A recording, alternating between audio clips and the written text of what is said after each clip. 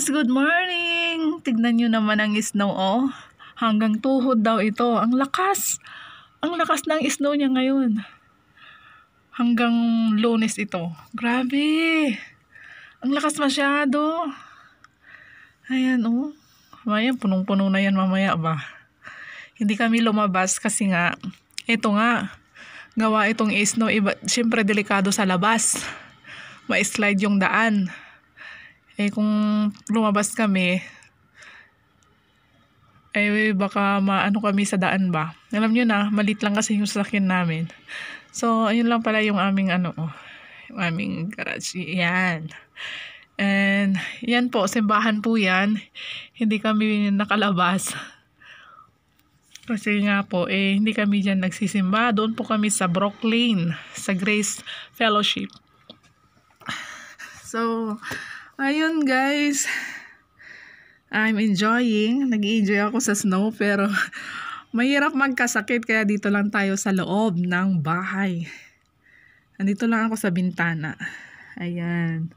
Kasi one time na naglaro ako, oh my God, nagkasipon ako at inuubo ako, promise. So, hindi na ako pumunta. So, ayan guys, mamaya yan punong-puno na. So, yun lang guys and bye! Hi guys! Ayan, ang lamig.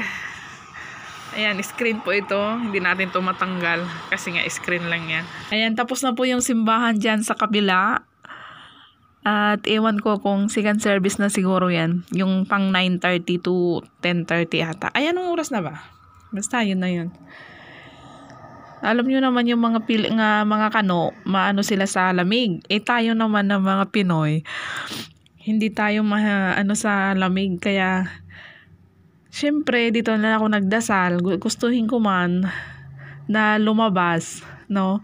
Hindi kaya ng aking katawan sa lamig. Akala ko noon ready na ako sa lamig ba, pero hindi pa pala. So, yan lang guys. Ayan.